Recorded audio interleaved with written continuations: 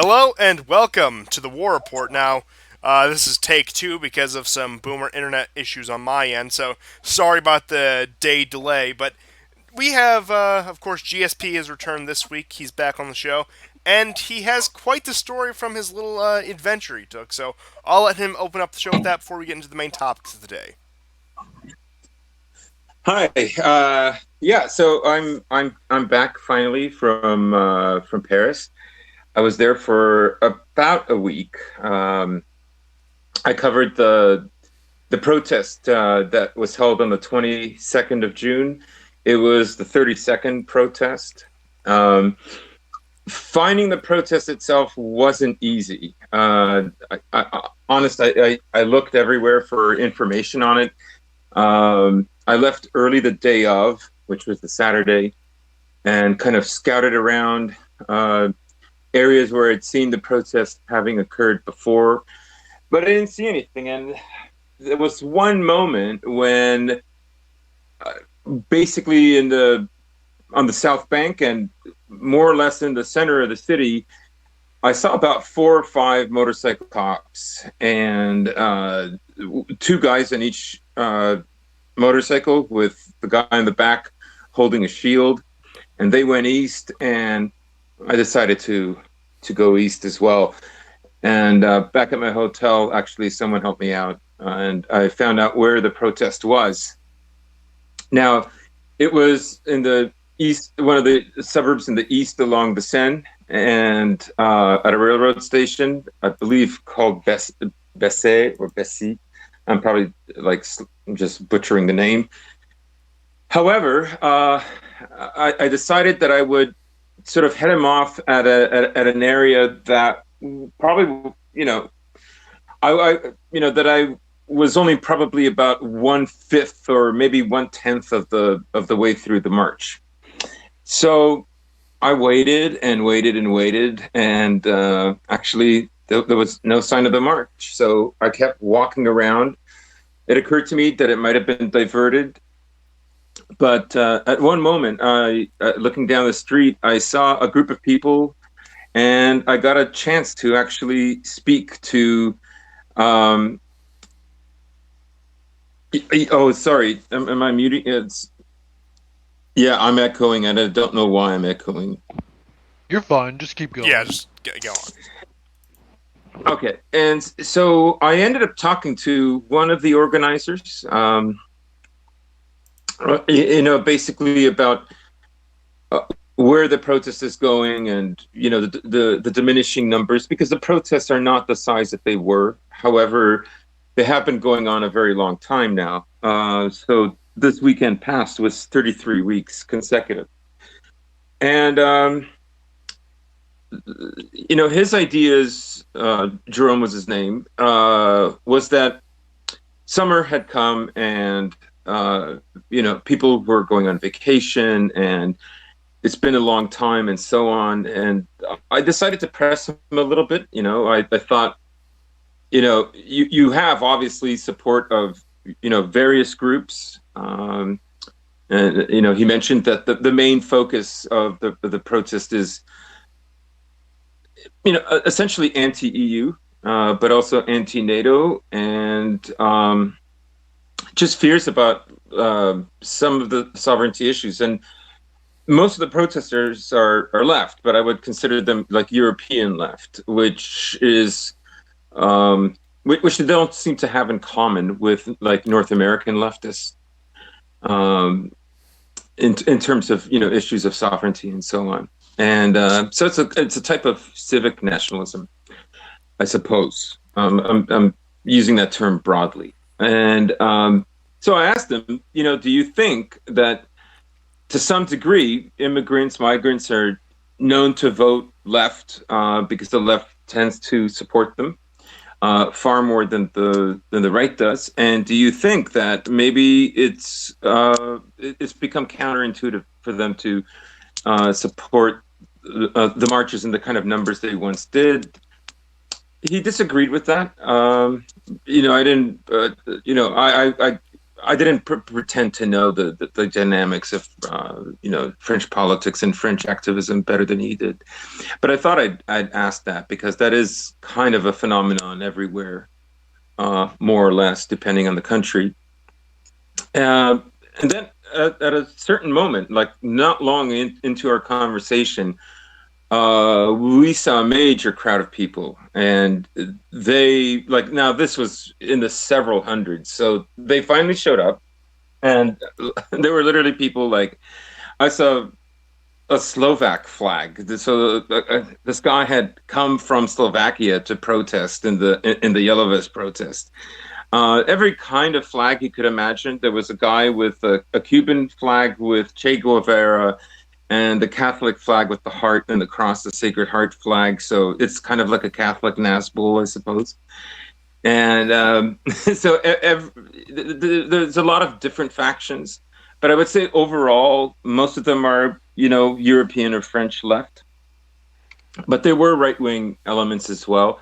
Like there were Yellow Vests with the double cross, for instance. But all of them basically were concerned about economically where things are going and where sovereignty for France was going. That the EU was basically a bad deal for them, and of course wars and NATO and so on. Now I would say at one point it looked like the march was probably about 1,000 people, maybe 1,200 at the most. So that's still substantial considering that we were occupying the roads and walking and basically occupying both directions. So it did cause a disturbance. So in that sense, it was effective. And the support is there. Like for instance, the apartment buildings. There were several moments where we passed by apartment buildings where these are low rises. They're not like skyscrapers or anything like that, but so people would be cheering out of the windows. At another moment, as we were approaching Gare du Nord, there was one of the subway operators. This is an area where the trains are above ground, and he beeped at us, and the train goes into the tunnel. Then right afterwards, another train from behind us coming up above ground also beeped. A truck driver.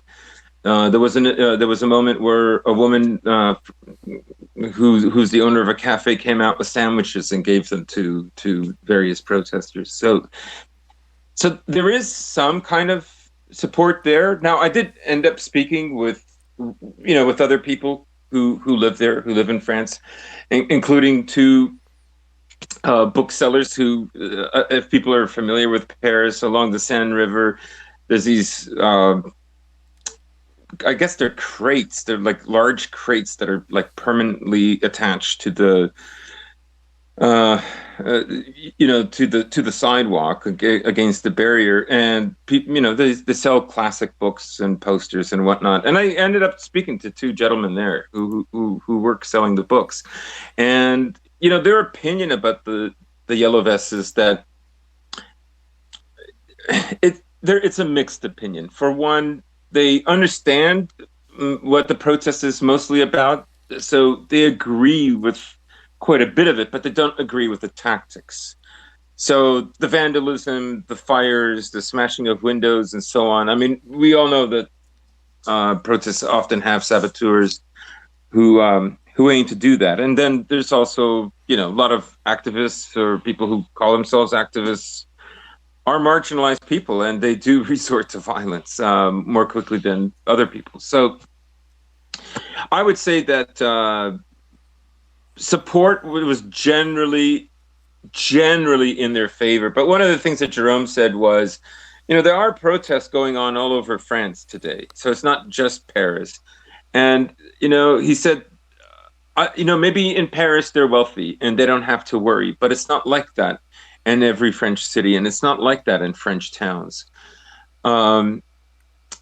So that, in Paris they can forget about it. And he even went so far to say that some of the support that he received from the suburbs as Wayne, because in his estimation it was that people are working and it's warmer weather, and they would rather be doing other things and so on, and so they weren't coming out in the numbers. But I personally think it was just it's grueling to think that they've gone 33 consecutive weeks, and the amount of people who've been injured and so on.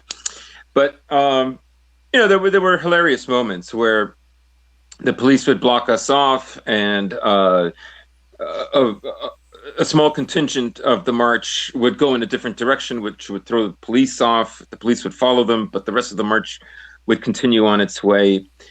We didn't end up actually reaching our destination. It was obvious, I would say, about halfway through the march, that they were following us with drones, and that there literally was more and more police amassing and blocking off smaller streets, avenues that we could sort of dodge and so on.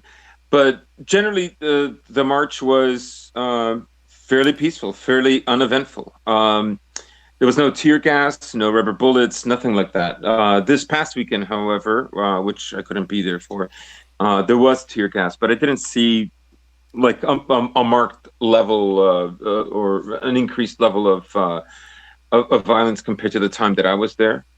So maybe it was just a one-off that it happened when I was there. So, but the hilarious thing was, near the end of the march, people began looking up into the sky, and it was obvious that I didn't know what was grabbing their attention, but it was obvious that the whole crowd was looking up. So I went to take a look, and a young man named John pointed up, and he said, "Look, look!" And so there were these seagulls that began attacking the drone. So they kept attacking it. Actually, they knocked it out of the sky, and it fell behind police lines. And it was very shortly after that they began taking their helmets off and putting their caps back on. Of course, at this point, the protesters had already sat down in cafes and were ordering drinks and engaging in conversations and smoking and whatnot. And so that was those are some of my impressions of the city. France is very changed than it was when I was there 20 and 22 years ago. So it's quite a different city. Demographically, it's very different. Police presence, I would say paramilitary or like armed gendarmes are like an increase. Like when I was there, I remember going through various stations where you would always see at least 2 to 4 police with machine guns, and it's just that now you see a lot more of it. It's in the big stations like Gare de l'Est, Gare du Nord, of course the airport. There were, I saw no less than 8 pairs. So I would say in that regard, it's and also Paris is it's very expensive. It's even more expensive than when I was there all that time ago. It's filled with especially American tourists. It's lost a lot of its distinction as a city. Far more people speak English now, especially the young people, and those are basically my impressions. It's interesting that we finally got an on-the-ground perspective, since everything we've seen so far, especially here, has been from watching the roughly live streams or people who just give their opinion on it, as we had been for the past several months. So it is interesting to get someone, at least from our point of view, their perspective on the ground. And you did say the protests were winding out during summer. One thing we do have to consider is the thing that really sparked these was the French government tried to put in a gas tax right before winters, which of course would affect fuel and heating. So as of course it heats up, it gets warmer. So we may see come October, November, December that these pick up again. And even though you're saying like it's been in a slow week, again, you were there at the 32nd week mark. We just passed the 33rd week mark. So who knows how much longer this will go on. And uh, even for what was considered a less lively event, the one that you were at, compared to anything else going on in the Western world, I would say it's still pretty significant. Right, right. I mean, I don't exactly. I mean, there were moments where the protesters would try to, rattle the police or throw them off, and they would knock barriers down. They would taunt them. These, I mean, it was a very small number, maybe three or four, would engage in this kind of thing. There was one moment where one of them was arrested, but half an hour later he was let go. So you know they may pick up again or they may just peter out. We've discussed before how uh, the Yellow Vests not having a leader so long in the game has made negotiation impossible. So it's this strange dialectic between a mob whose numbers, and I don't want to be disparaging when I say mob, but that the other side could look at it that way. Like I did speak to some people who downright hate them, and these are young, not young, but I would say middle class, upper middle class, no children, professionals. I spoke to one woman who despised them. So So not very popular amongst the urbanites, if you will. no, no, definitely not. Yeah, but definitely popular amongst the lower classes, regardless of ethnicity or race. Definitely much more sympathy from them, even support. It's more than sympathy.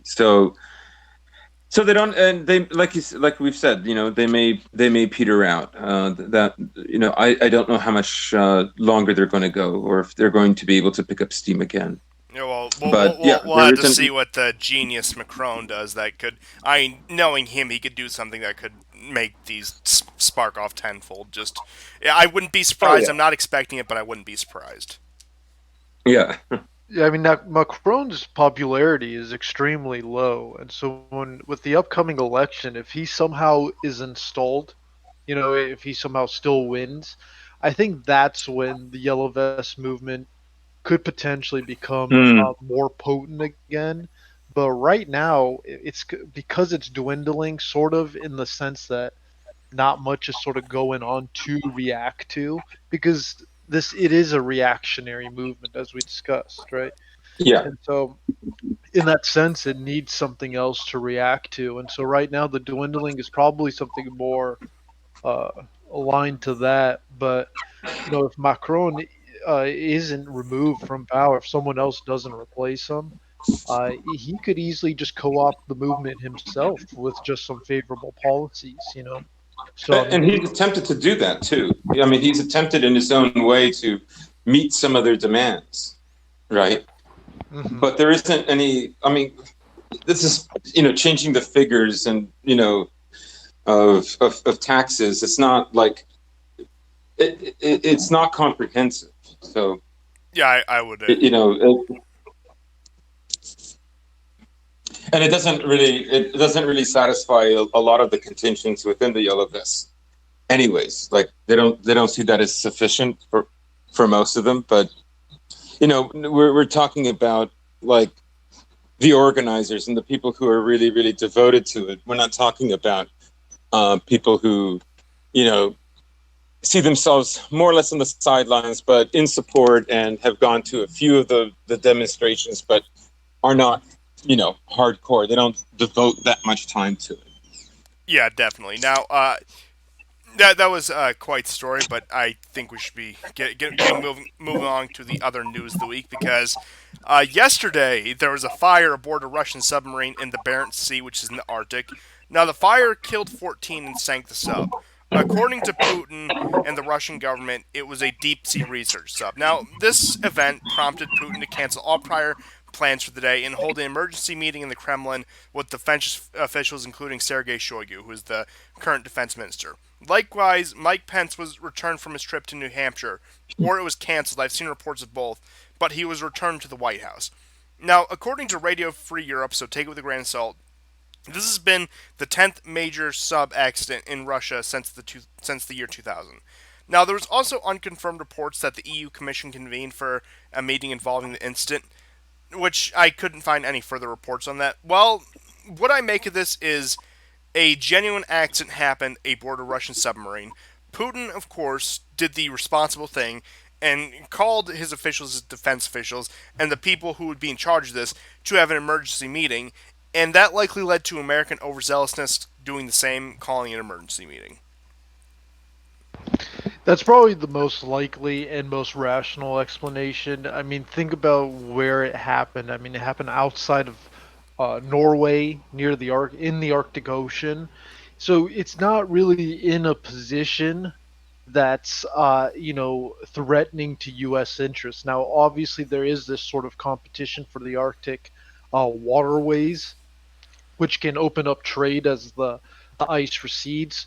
And so there is gamesmanship for that, but it's nowhere near the level that a military attack would have happened Yeah, in that area. it's not the Strait of Hormuz, it's not the Kerch Strait, it's not the Bosphorus. Like, it's not any of these key strategic points. It's not even like in the general Mediterranean or the Atlantic. It's up in the Arctic. Well, yes, as we've been saying, the U.S. has been increasing their presence there. It's not like there's any major standoffs going on. Right, and it's in an area that actually is often first to be free from ice, or is free from ice. Like, it's not even in the area that the U.S. is most concerned about, which is central and east central Siberia, like in that area. So I would agree. From what I hear from Russian news, there was some kind of research engineer that was saved. He was let out, and the sailors apparently shut the door. And as far as I know, they were burnt alive or died from smoke inhalation, according to Vesti News and TASS News. Yeah, but what happened is what I predicted, that it was likely an accident that led to overzealousness on the American part and maybe a little overzealousness on Russia's part meeting over this. But here we are, just a little over 24 hours later, and virtually nobody's talking about this. Within the first 2 hours, people kept on repeating the same thing over and over. So a lot of people thought this was going to be a lot worse and lead to a lot worse things, whether it even was an accident that, of course, the U.S. was going to try to pin it on Russian, or Russia might try to pin it on the U.S. But ultimately, it fizzled down as I expected. Yeah. I wanted to make some sort of joke that this was like an attack from Hyperborea, but I don't think they would be attacking Russia. The Russians got a little too close to the northern opening into the inner Earth. Sorry, comrades, but you're not allowed.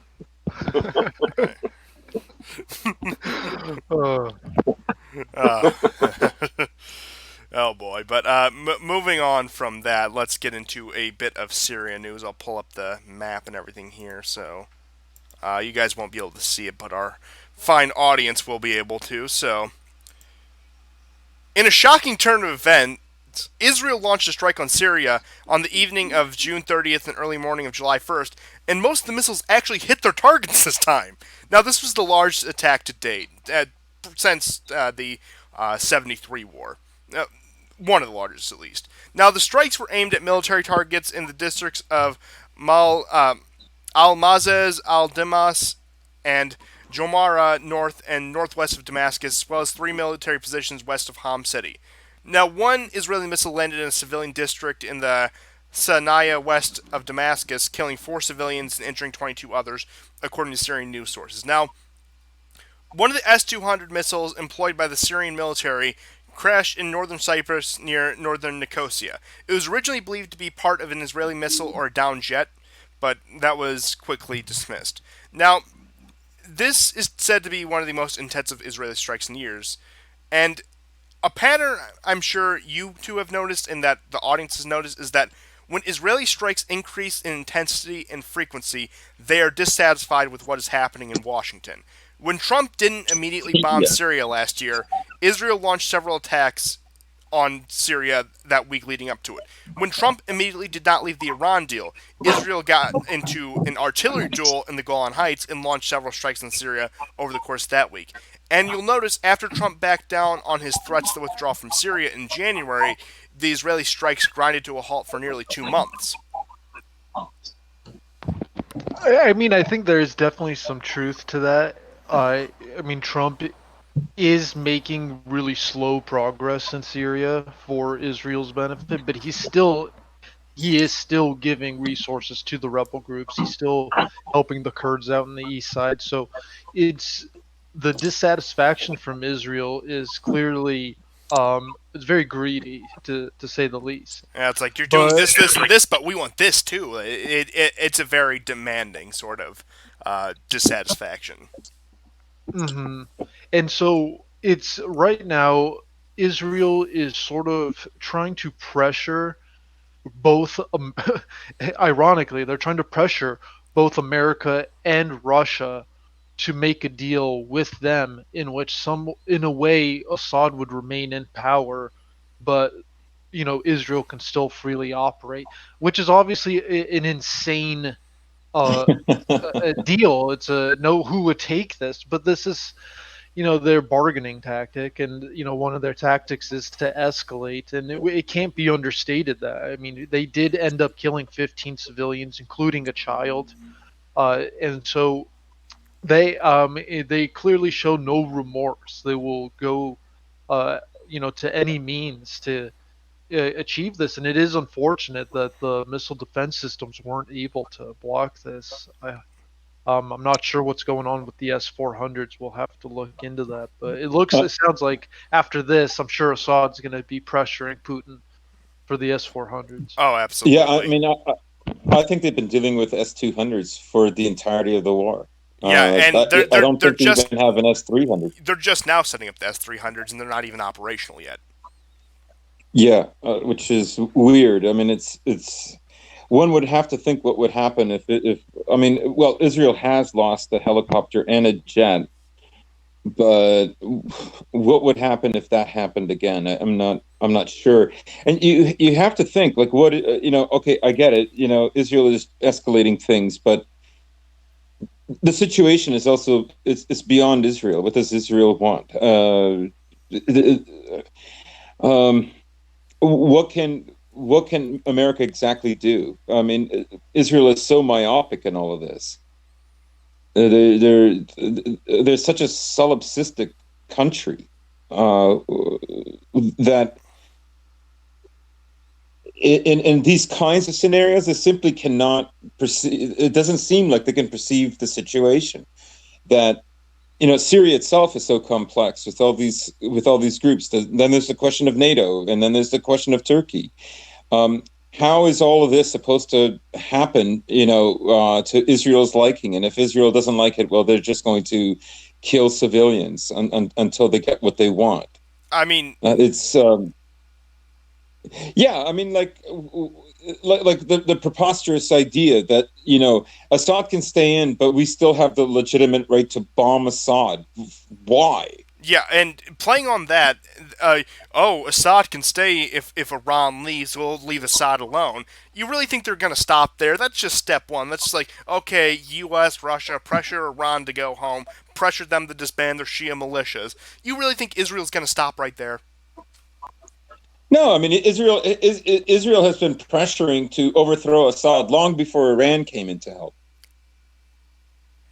I mean, they've been against Syria the entire history of their country. Mm-hmm. Especially going back to Assad's father. I mean, there was a lot of hostility and tension between the 73 war was something else. Yeah, and then, on top of the insanity that Assad has to face on the bottom end, he has Erdogan, the wild cowboy of the West, up north, shelling both YPG and SAA at the same time, meaning he was bombing both the Kurdish forces and the Syrian forces at the same time, and the Kurds and the Syrian forces obviously fight each other as well. Yeah, and I was actually just about to get into that, but go on. Yeah, it's this really insane. It's another insane example of Erdogan's like woke centrism, where he's trying to buy F-35s from the U.S. and S-400s at the same time from Putin, or he's playing all sides, as you say, and so this recent example, to me, frankly, is just the most appalling because the SAA forces are nowhere even near as big of a threat, as the No, YPG. Go yeah. I ahead. mean, he's worried that his Turkmen divisions are losing power. They're unable to really deter the SAA. He's literally just fighting for them. Well, yeah, Is these they're basically radical Turkmen Islamists who want their own rump state like the Kurds do in Syria. Essentially, that's what this is about. That's what Idlib is about. Turkish forces fired on Syrian forces, or not even firing on Turkish forces, they fired on pro Turkish rebels, which prompted Erdogan to have his forces respond to Syrian forces. Yeah, yeah. I mean, but it's I'm sorry, but it's Syria's right to bomb whatever Turkmen are against the government. Yeah, he was defending his proxy forces, and speaking of defending proxy forces, let's also not discount, going back to the Israeli strikes, that they occurred after a series of excessive offensives in northwestern Syria. Yeah, yeah. It's retaliation for those towns that were captured some weeks back. The main one, I'm gonna butcher the name. I don't want Kajibuda. Yeah, it's Um, something along those lines, but uh, I mean, surprisingly enough, the Russians were still able to smooth this out to the point where they at least got the Syrians and the Turks to stop killing each other temporarily. So I don't know how the Russians managed all of this. It's mind blowing. yeah, yeah. I've never seen so many a war with so many factions. It really lets you know just how much up for grabs Syria has become. Oh yeah. Now, one last report I had on Syria, which Percy, so you may know a little bit more about this, is the reports on Sunday from the Syrian Observatory for Human Rights. So again, take it with a grain of salt. That Hezbollah is quote secretly withdrawing from Syria. What do you make of that? It's possible that that report was true before the Israeli airstrikes happened, killing the innocent people. But at the same time, I don't see why. Now, there's this big rumor that the sanctions have affected Iran's foreign policy to where they can't finance Hezbollah anymore, and there have been some bizarre ISIS type attacks in Lebanon since these reports. And there have been strikes amongst the Lebanese army, not the Hezbollah contingent, but the actual national army with the Hezbollah side. And this isn't uncommon. This is new. I mean, not this. Excuse me. This isn't new. But at the same time, there's a clear attempt to try to, infiltrate or cause disruption amongst the Iran's proxy forces. But the problem with this attempt or this tactic is that the it presupposes that the sanctions are actually affecting Iran spending money or what have you on these things. And the fact of the matter is, if anything, like the homegrown missile defense system that shot down that upwards to $200 million UAV, uh, they've shown that they operate extremely cheaply. All the weaponry, if we've discussed, are from the 1970s in Syria. This is Soviet Union weaponry. And so my point being is that this is an extremely thrifty war for one side. One side is operating extremely cheap. It's counting its pennies. It's using, what would be considered outdated weaponry, but using it to its best means possible. And so, in that regard, I question whether yeah, any report of any Iranian proxies being affected by sanctions are true, because again, these look at the Houthis. These people are basically starving and winning. You know what I mean? Yeah, I mean And so, Hmm. it's mind-boggling. But now, my thought on the Hezbollah report is that I again don't believe that the sanctions are so crippling that they're going to cut off Iran's support for any of these groups. But in Lebanon, things on the ground, they may be seeing with the way Israel's been behaving lately, especially considering the fact Netanyahu may be facing another election, that there may be another, Israel might take another go at Lebanon, so they may be returning to the home front to deal with that, or at least fears of that. Yeah, I mean, the thing is I don't see Israel's been attacking by air for so long. I see that it has no confidence. It has zero confidence for a ground war. Oh, I would agree, but I don't think in many that ways still Israel doesn't. has recovered. I agree, but that still doesn't rule out. Sorry. Uh, Go ahead. Yeah, they very well may bomb Lebanon. They very well may do that, but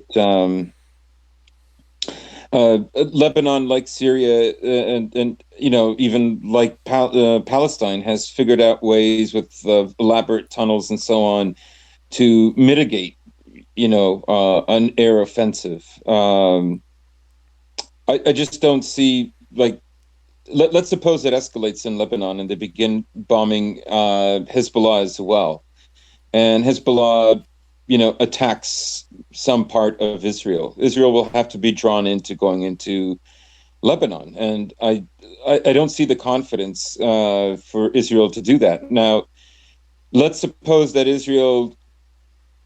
let's suppose Israel had gone into Syria. There would have been almost like zero outrage from America, from Western Europe, from the UK. Who would have, what if, like, who would have been offended by it besides, say, Syria, Iran, and Russia? No one. Um, you could argue that there's plenty of reasons why Israel has to do that, and yet they didn't. And I don't think just because it was in an election year that's good enough. Israel's been involved in bombing Syria for a long time. I just think that since the war in Lebanon in 2006, I don't think I think they lack the confidence no, you're for absolutely a ground offensive. no, you're I don't absolutely think they right. have it. You're absolutely right, and this was already proven beforehand in the 2006 invasions of Lebanon, when this is even before the practice and the weaponry of the Syrian war. Hezbollah was able to fight off the IDF forces twice. And so, Mhm. and this also like pertains to last week's event in which Iran shot down the US UAV, and Trump ultimately within this whole week has not militarily responded to Iran. And so what that has resulted in ha- has been Iran issuing statements basically that if the US does militarily attack Iran, that they will destroy Israel in a half hour. And frankly, this is an extremely true statement, because it's something, I've been saying for some time on the show now, that there are, we can't discount 100,000 proxy soldiers on Israel's border ready to fight Iran. That's why didn't believe the Hezbollah retreating forces, or if they are retreating, they're probably going to go line up on the southern Lebanese, the Janub border, Mhm. uh, against Israel. So it's not like even their retreat would be in any way a sign of, actual losing territorial ground. The annexation of Golan in the media was sort of in many ways, was supposed to present Israel as winning the war. Yeah, yeah. Uh, if you look at the way the media is really presented on really both sides, in the sense that on the American side, they have to present Assad losing, the butcher, all this stuff, and the U.S. and Israel making advances with democratic forces, or whatever, what have you. But then even on the eastern side, on the opposite side, they do see themselves as victims. I mean, they are legitimate victims of imperialism and Zionism. So so in a way, the news isn't being reported in the way that it should be, in the sense that Israel is losing the war when you consider the fact that there are at minimum 100,000 proxy soldiers surrounding, containing Israel. And so, with the country that has the largest ballistic missile stockpile program. And so, when Iran makes these statements, when their head officials make these statements, they're actually just stating the obvious at this point. And this is why Trump hasn't responded. I mean, Mhm. Trump, go ahead. we discussed this about a year ago that despite the fact that Israel is a nuclear state and Iran is not, there still is a mutually shared destruction between the two because of Iran's conventional forces and their unconventional forces in terms of all their proxies and of course, the missiles provided to them to the point where, yeah, Israel may lob a nuke at Tehran if they think things are going down, but they will be flooded with uh, tens of thousands of All hell will break yeah, loose. they'll be flooded with tens of thousands of conventional missiles, hundreds of thousands of proxy soldiers. The Palestinians would probably rise by that point. Who knows what the Syrian force would do? So the point being is, they couldn't engage. If any conflict were to break out with Iran, we've been saying this for months now, it would be an entire regional war because Iran would activate their proxies everywhere. They would attack U.S. targets in the Gulf. They would attack them in Iraq, in Syria, in at that point even Afghanistan. So Iran is right that look, maybe not a half an hour. Of course, that's all bluster. That's all projection. But Israel would take in a lot in a very short amount of time. Point being. I think it'd be 20 minutes. Oh, wow. I want to believe. But yeah, I mean, that's where we're at right now. I mean, Israel has responded to that statement by saying that they will participate with the U.S. in a military action, but I mean, come on. Doing what? Like, they'll send some of their F-16s, bomb a few things. Like, If that. They're not yeah, going to if fly that. in first. Hey, America, go to let their air defenses play target practice. We'll clean up the rest. Yeah, I That's mean, what they're pretty much saying. You go in first, you take the brunt of the attack, and we'll hit a few things afterwards.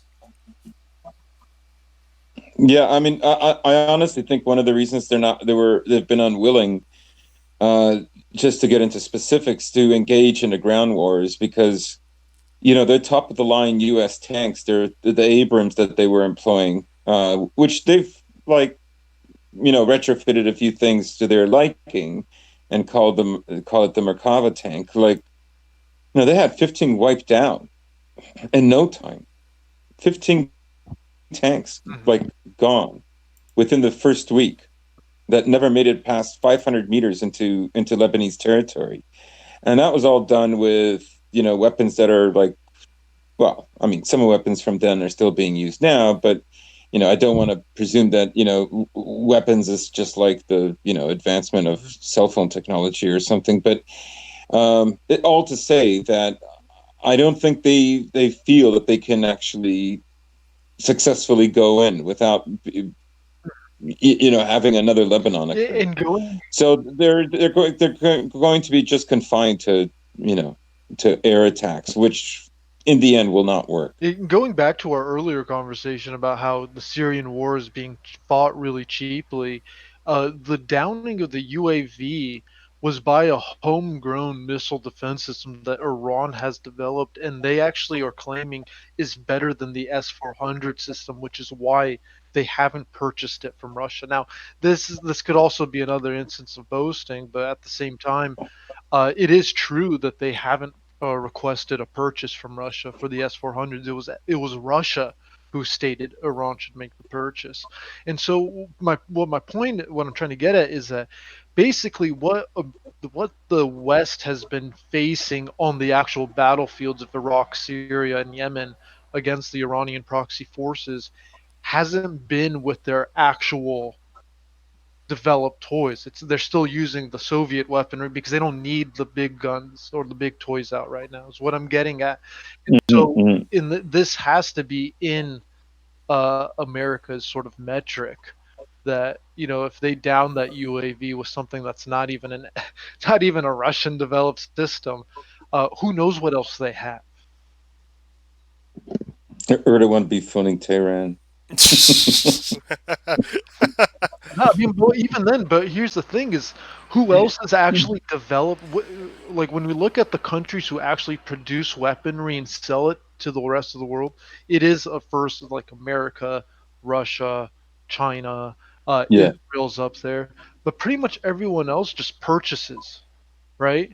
So Mhm. Iran is in the situation by sanctions; they can't make those purchases. No one's allowed to sell to them, right? And Mhm. so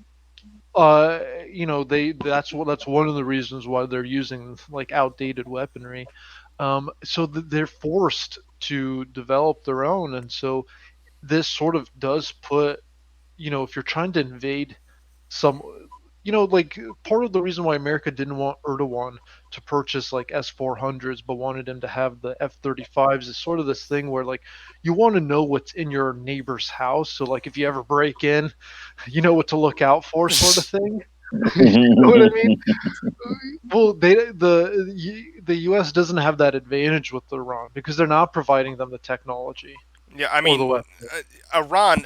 Who knows what their domestic weapons industry looks like? And if we're to believe the reports that it's better than the S-400, we're in for quite the show if we decide to actually go through with the invasion, which I don't think we will. But on the topic of Iran, I figure you'll also know a bit about this. Tell me about their recent comments about the uranium enrichment. Well, so first of all, we got to go back to like the JCPOA. I mean, Trump has uh, ruined the deal, has prevented the European partners to take part in it. And within the deal, there were provisions that if such and such take place, because the Iranian negotiators knew that, with the change of administrations, you can't guarantee anything with America.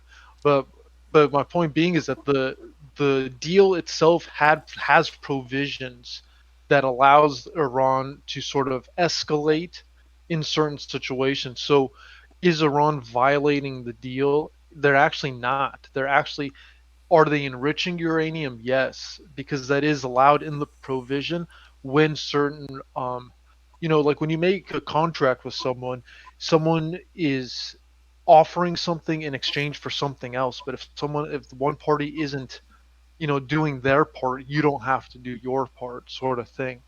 Mhm. So that's sort of what's going on now. Is that even enrichment to weaponry level? It's not.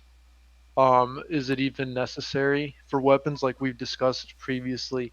It's not. What it is, what's going on, especially with that ridiculous White House statement that Iran was violating the deal before it was ever even made. Yeah, Um, I was just about to get into that, but you go on.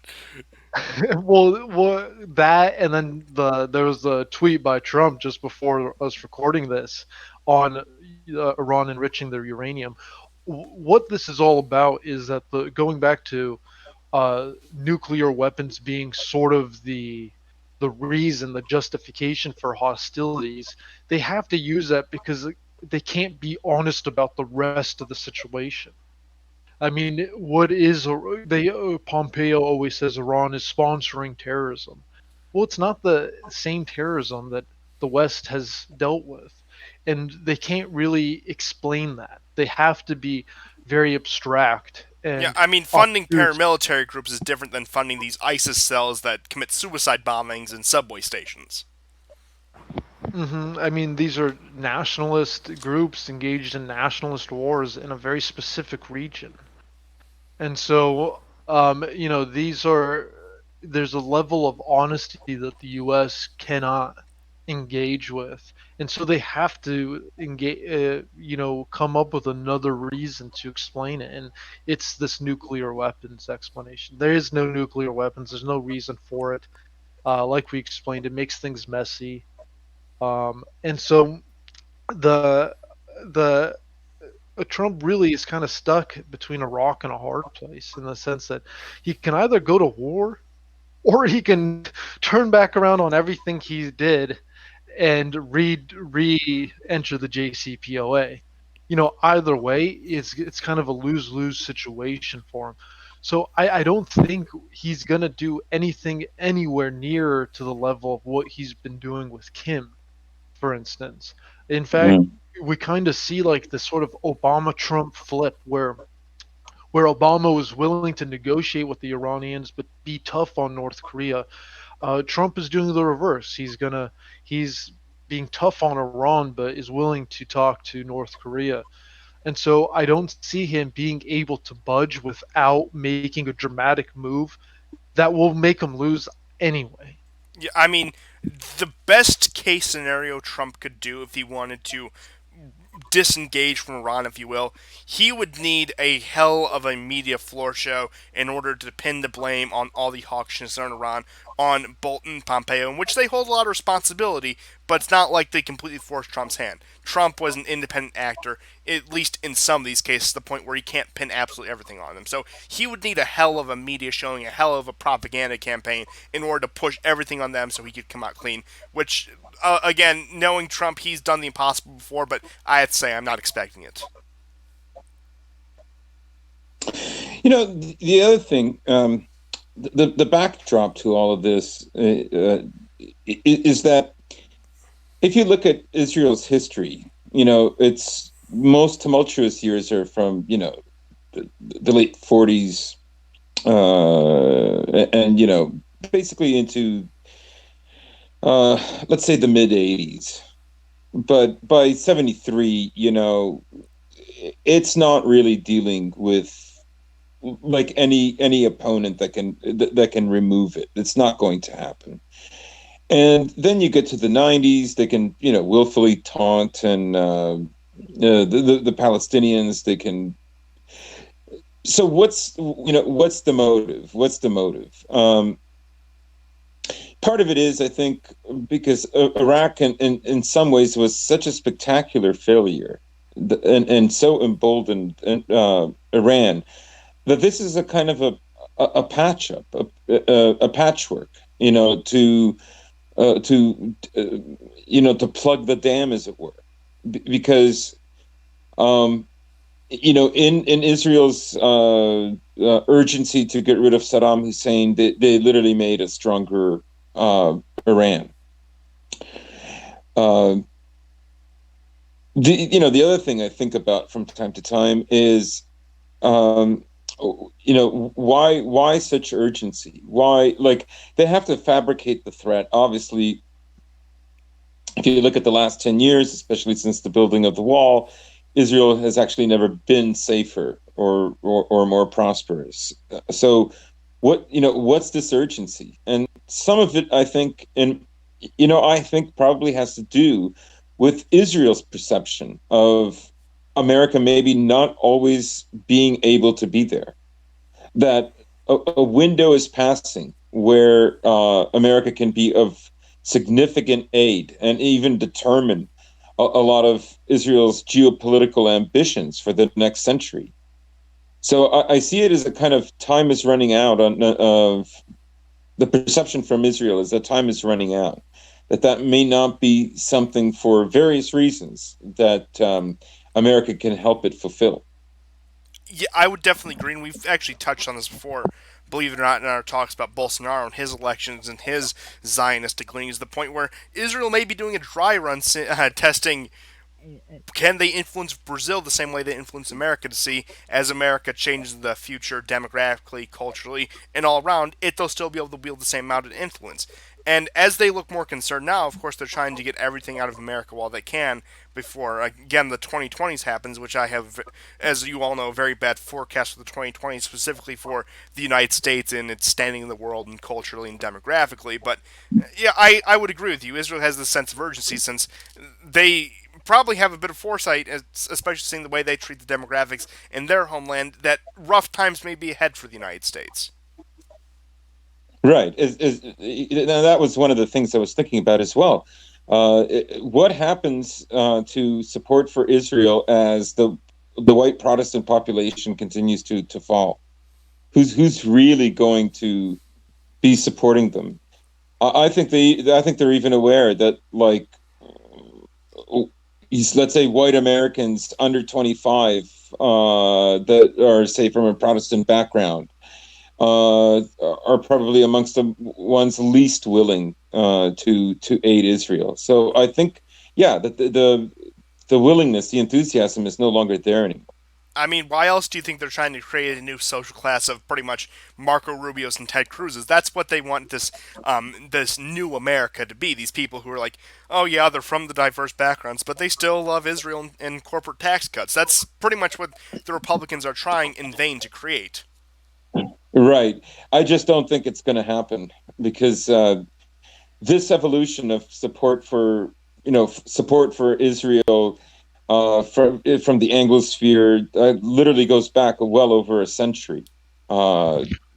It's too complex to get into on this show, but the demographics, the people coming into America, like, honestly, like Hondurans, people from El Salvador and Mexico, they don't care about Israel. Going back Like, to my earlier comment about Macron possibly being installed into power, he is one of the few EU leaders who's just as hawkish and trigger happy, as Sarkozy was or as Bush was. He's willing to take the helm of NATO from Trump if he's, making such bad relationships with European partners. And so Macron in France could easily just replace an isolationist America in the West in the entire world. Yeah, I mean, France has already began their neo-colonial policy in Africa, which I imagine we'll actually see quite a few French-Chinese proxy wars in the coming decades. But again, that's a topic for a different show. And who says they won't try to implement the same policy in the Middle East? Now, I went back, especially during last year's UN conference, last year UN General Assembly, where Macron was talking about the U.S. calls itself neutral in the Israeli-Palestinian conflict, but sides with Israel every time. Well, that's rich coming from you, Mr. Macron, who he'll pay lip service to the Palestinians. He'll pay lip service to a two-state solution, but the minute Israel's bombing Syria, French jets are right up there with them. Yeah. All right. Should move on to North Korea and our new Secretary of State Tucker Carlson. I want to briefly cover the G20 summit, but again, only briefly, just mainly Trump's meetings with Putin and Xi. So, Trump's meeting with Putin, it was more a photo op, nothing too eventful. They talked a bit about arms control, of course, about the conflict zones of the world. When they brought the reporters in, the reason I bring this story up is one of them, I believe it was from MSNBC, is saying, well, Mr. President, have you told the Russians not to meddle in 2020 elections? And what Trump does, it reminds me of the Trump we used to have. He leans over to Putin, just looks at him and says, don't meddle in the elections, don't meddle. Yeah, it just never ends. In the most sarcastic whole tone, the most condescending tone you could have, saying like, "Well, will it shut you up?" And I'm pretty sure Putin even laughed at that one, showing how unserious it is. Of course, the media went into a tailspin about this, but I do have to say it is encouraging, considering the fact the last meeting between Trump and Putin that was supposed to happen at last G20 was canceled over the Kerch Strait crisis. I'm glad there wasn't anything similar, to the point where, look, no real progress was probably made between the two nations, but at least we got some semblance of diplomacy between the U.S. and Russia, which we have not had since Helsinki. Right. Yeah. I mean, it looks positive, apparently they talked about increasing trade with one another, but honestly, how is that even possible with the amount of sanctions on Russia? And I doubt look, yeah, of course they'll pay lip service to each other, but I doubt the Russians would even want to at this point. Right. Russia's going in a very, very different direction. one wonders what products it actually needs from America. So I mean, this new Russian-Chinese sphere, which has existed, you could say, since the Cold War, but especially post-Soviet Russia into the mainly 2010s, Putin and Xi they've been the world leaders that have met the most in like the past however many years. Point being, the relationship between Russia and China is growing very stronger. U.S. policy towards both is only encouraging that. So the U.S. and Russia really have no need for each other. Now, that being said, I've laid this out many times before. I don't believe we're enemies. I don't believe we need to be confrontational with each other. But especially now, especially after the last 25, 30 years of neoconservative policy, there's no hopes in any warm and friendly relations between the U.S. and Russia. The best we could have is sort of apathy towards each other. yeah. And at the G20 meetings, Trump also talked to Z, as you mentioned, and part of the conversation was to try to get China to stop purchasing Iranian oil, which they're not going to. But so whatever happened, uh, Trump still loosened up on some of the tariffs on China after that. Yeah, I So was he says a better deal came from it, but I don't know if he was able to get the oil side of it. I'm not sure if he was able to make the art of the deal I here. was just about to get into that. So, of course, last G20 back in November, December was considered a ceasefire on the trade war, which picked up again back in March. And now they've come to another ceasefire agreement. Trump and Xi, of course, met, and like I said, it's been about 6 months. So the U.S. has agreed to put a pause on $300 billion worth of tariffs on Chinese goods. Now, as you were saying, Trump was trying to convince them not to buy oil from Iran. He may have gotten some concession out of them, but not from what I've heard. Now, as of today, Trump's top economic advisor, Larry Kudlow, has said that trade talks between the U.S. and China are back on, and talks via phone call will continue this week. He also says that there will be many face-to-face meetings between U.S. and Chinese delegations in the near future. But what I make of this is my biggest frustration with Trump. I understand wanting to really rectify the debacle of a trade system we've had since the end of the Cold War. But Trump can't decide whether he wants to make this great new stunning deal with China or disengage from China and start to pull out U.S. assets. He's signaled towards both. He flips flops back and forth. I imagine that comes from the fundamental split in his administration. But I would prefer, honestly, at this point, Trump just go back to business as usual with China. As much as it would pain me to say, as much as we'd be continuing this ridiculous globalist trade policy, I'd much rather you go back to that than this wishy-washy. I want to make a new deal. I want to completely pull out. I'm okay with the status quo. Pretty much what I'm saying is, especially coming up to the election, I want Trump just to pick one and go with it at least until 2020 election. Right, and there's also a perception. We've brought up this, the notion of a kind of a dual policy going on. Trump made overtures to Erdogan saying that if you buy the S-400, we're not going to have any tariffs on you. And then, of course, the Pentagon issues. Actually, we will. And then there was a mix-up very similar that took place with Huawei, where it looks like Huawei will be able to buy, whatever conductors or parts it needs, chipsets and whatnot for its phones from the U.S. And then, you're hearing conflicting reports that there could, those tariffs might come back on again, or we're not sure yet. So there's all these kind of, the schizophrenic policy geopolitically is now like it's in the trade talks, and like it's not a good look because it doesn't seem like either one, Trump is really in charge, or Trump is fickle. But I mean, I tend to think that Trump really isn't in charge to a great degree. Yeah, I mean, I used to say that Trump, when it came to his policy on China and Asia in general, that was the one place he was in charge. But as time goes on, it looks like less and less of that. And how are you supposed to be tough on China or willing to negotiate a new trade deal if you can't even keep your demand straight, you can't decide whether you want to put pressure or be reconciliatory from week to week. Now, look, there's been changes. As much as I've been critical of Trump's Russia policy, there's been, you can tell when it shifts, when he wants to be more reconciliatory, when he wants to be more aggressive. It usually goes in cycles. But it doesn't bounce back and forth like it has been with the China policy. Since every time I hear about the trade war or U.S.-Chinese trade talks, there's a different line coming from the U.S. Mm-hmm. Yeah, it's very contradictory, and for a while at the start, it was supposed to throw everyone off balance.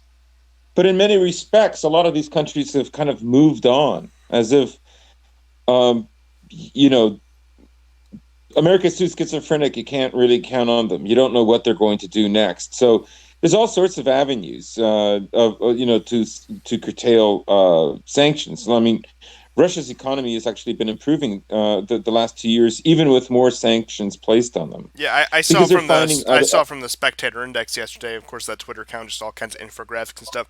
That the ruble is actually up 3% versus the U.S. dollar in the past month. Right. So there's still, I mean, their economy slowly but surely has recovered from the initial shock of the late 2014 sanctions, and then the 2015 sanctions, and then every year there was a new set. But so they're working around that, and also, Trump trying to negotiate with China, like, please don't buy Iranian oil. It's like, what is this about Iran, or is this about the bigger picture? Why are you bringing Iran into this? Like, is Iran your main focus, or is it the trade deal with China? And that was the main thing that the kind of upset me about about Trump and the G20. Yeah. Now, moving on from less optimistic topics, let's talk about our possible new Secretary of State and a little visit to North Korea by a certain president of ours. So, on Thursday, That was pretty funny, though. Yeah, on Thursday, Trump tweeted, after some very important meetings, including my meeting with President Xi of China, I will be leaving Japan for South Korea with President Moon. There, if Chairman Kim of North Korea sees this, I would like to meet with him at the border/DMZ just to shake his hand and say hello. Now, Trump ended up meeting with Kim, and I'll pull up the little cheesy photo op we have there. So here's him at the DMZ. You guys won't be able to see it, but the audience will be able to. And of course, many rightly said, "Oh, this is just a PR stunt. Nothing's come of this."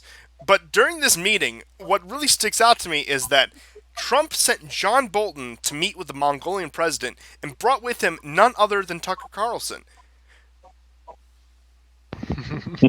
Yeah, I mean, that was probably the best part of this whole trip, was just seeing the disc that Bolton got.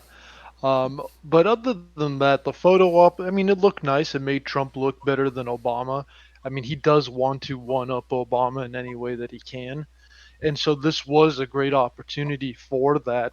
But in terms of what actually was achieved, it's hard to say anything really. I mean, Tucker Carlson was talking just a about reaffirmation of the fact that, oh yeah, U.S. and North Korea are still at least talking to each other. That's the best possible interpretation of this. Yeah, I mean, Tucker Carlson mentioned that this is a type of ending of hostilities, and he may have a point to that, but that doesn't mean that North Korea is totally integrated into the international community. And it also means that, to a certain degree, Washington under Trump is willing to tolerate a Kim who's still testing weapons. I mean, every month he has been, in spite of these talks with Trump. And so I really wonder what actually was achieved other than a photo op for Trump personally. And even Kim, I mean, Kim gets a photo op too. He looks tough, right? Kim looks strong. He's not giving up anything. And he's getting the U.S. president to come on his side of the border. And so in the end, I think I see more egos winning rather than actual nations winning. There were some commentators, some international commentators, saying that Kim is showing the pathway for Iran. But I mean, this doesn't accomplish anything. It doesn't lift sanctions off North Korea. it doesn't end the military hostilities on the southern peninsula. So um, again, it wasn't anything that helps the people of North Korea or America. Right, and I think maybe at this point, you know, uh, it's still a little bit further on in the future, but who knows? Maybe another parallel between Iran and North Korea is, we've touched on this before this year, finding avenues around sanctions with regards to Iran. The dual channel, if you will, or the new channel that's going to be competitive against SWIFT is being set up.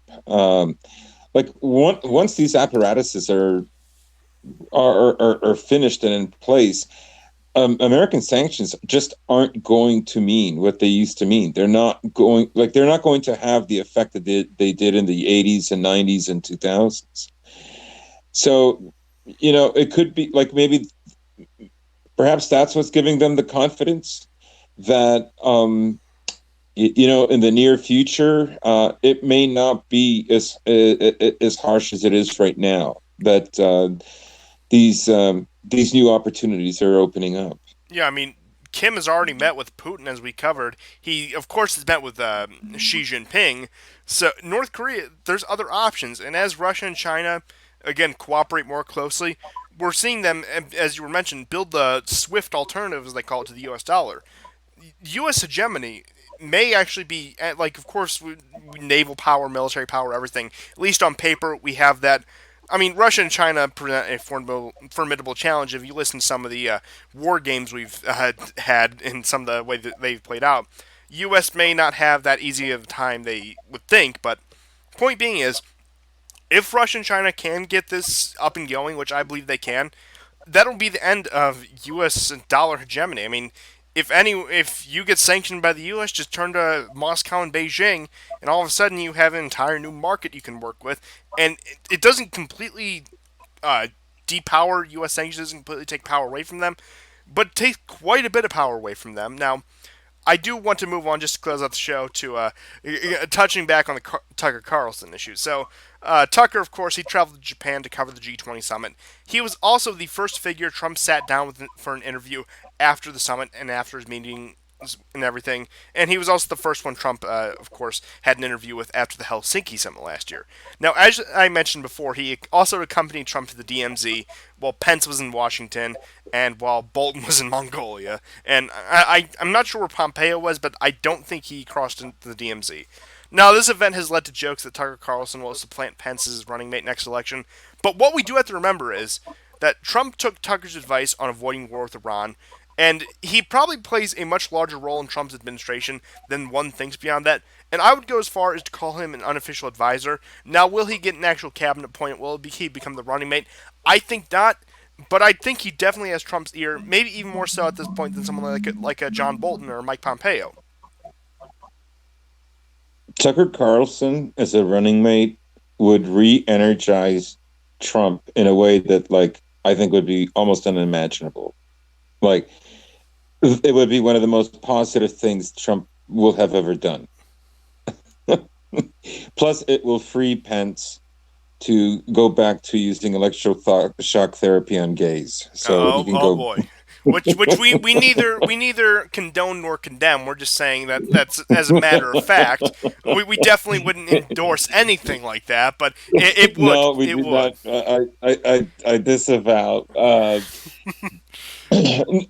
No, but I mean, if you remember in 2016 how riled up people were that Trump chose Pence and all this information about Pence and his background, that's what I was joking about, came up, and lefties went berserk. If Tucker Carlson, I can't help it. A boy can dream. If he, became vice president, that would just it would send them over the edge because honestly, the people Antifa, for instance, in Portland, I think absolutely believes that Tucker Carlson is an actual Nazi. I mean, And you remember the protests they were having outside of his house a few months back? How they were trying to yeah, kick down his yeah. door and everything in D.C., mind you. And he's the only really mainstream pundit, if you can even call him mainstream at this point. I mean, he's on Fox, but what does that really mean? He's really the only one who has ever faced any of this. Not even someone like Hannity, who they also call a far right evil Nazi. Which I mean, he's again just a boomer conservative, but in minds of the modern American left, of course, that's enough to make you that's enough to make you into Goebbels. But that's aside the point. But I haven't seen even that much aggression towards somebody like him, and he was one of the ones that they really hated back in the day. But towards Tucker Carlson, that would send him over the edge, and that would definitely also send a message to the people who at least got Trump the nomination, Trump's core supporters, that he's bringing on somebody who has embodied his 2016 message since 2016, since even before that. Mm-hmm. Mm-hmm. Yeah, I mean, I would even say some of Trump's backers from 2016 would no longer back him if he got Tucker on. I mean, we're really like, I mean, just projecting here. We're it's dreaming, just a lot of speculation, but I can't help it. It would be so awesome. My ultimate point is that he is much more influential than one just looking at from the outside, maybe somebody in Europe or Asia or Latin America, looking at the American political system. They wouldn't think that this primetime Fox News host has that much influence on the president. Yeah, exactly. So with that, I think I'm going to close up the show unless either of you have any final thoughts on any of the subjects we covered today. No, I'm good. I'm good. So thank you everyone for tuning in. Sorry about the little bit of a delay we had because of boomer tech on my end. So we will see you. It'll be 4th of July by the time it's there. So enjoy the holiday, folks. Unless you're a Canadian, then go sulk in Toronto. And especially if you're an Anglo, please go sulk and stay off of Twitter tomorrow. Stay off of Twitter today. We have nothing. We have nothing after America dethroned us as being nicer than Canadians. We have literally nothing now. You have literally nothing. Granted, yeah, but point being is, enjoy the holiday. Go see some fireworks and dress up like George Washington. I don't know how you celebrate, but point being, just have fun, have a nice day. See you guys next week, and Peace, goodbye.